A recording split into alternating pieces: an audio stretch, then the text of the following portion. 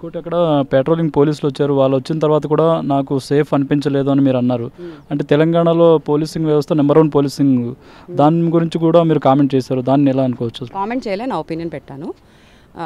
అదే ఈ ఒక్కటే విషయం కాదు, ఆల్మోస్ట్ 3 years నుంచి నేను పోలీస్ కేసులు అని చెప్పి కోర్టు చుట్టూ కానీ పోలీసుల చుట్టూ కానీ చిన్న చిన్న యాక్సిడెంట్ జరిగినా నేను పోలీస్ స్టేషన్కి వెళ్ళడం కానీ అన్నీ ప్రతిసారి జరిగింది.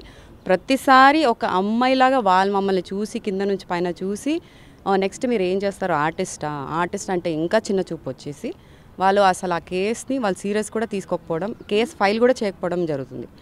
సో అలాంటిది నేను పోలీస్ వాళ్ళ ముందే ఇవన్నీ జరిగింది. వాళ్ళు ప్రాపర్గా వాళ్ళ డ్యూటీ వాళ్ళు చేయలేక నేను వాళ్ళకి చెప్పుకోవడానికి నేను ఎవరండి? నేనేమైనా వాళ్ళగా కష్టపడ్డానా? అన్ని ఇయర్స్ నేను ఎగ్జామ్స్ ఇచ్చానా? లేకపోతే ఫిజికల్గా నేను ఫిట్ ఉండి ఇది చేసుకున్నానా, స్ట్రెంథన్ చేసుకున్నా? లేదు.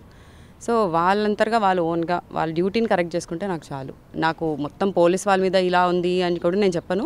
గచ్చిబౌలి పిఎస్ టామ్ అని పెట్టాను నేను. బికాస్ ఆ ఇద్దరు వాళ్ళు సరిగ్గా దాన్ని ఎస్కలెక్ట్ చేయకపోయారు. పోనీ నా వల్ల కావట్లే, రేపు మనం స్టేషన్లో కలిసి మాట్లాడదామని చెప్పే ధైర్యం కూడా వారికి రాలేదు. కాబట్టి నిజంగా టామే వాళ్ళు. పోలీసులు అసలు చివరిగా కంక్లూజన్ కూడా ఏం చేయలేదా? లేదు, వెళ్ళిపోండి ఇంకా అవసరం లేదు అని వాళ్ళు కూడా పంపించేశారు.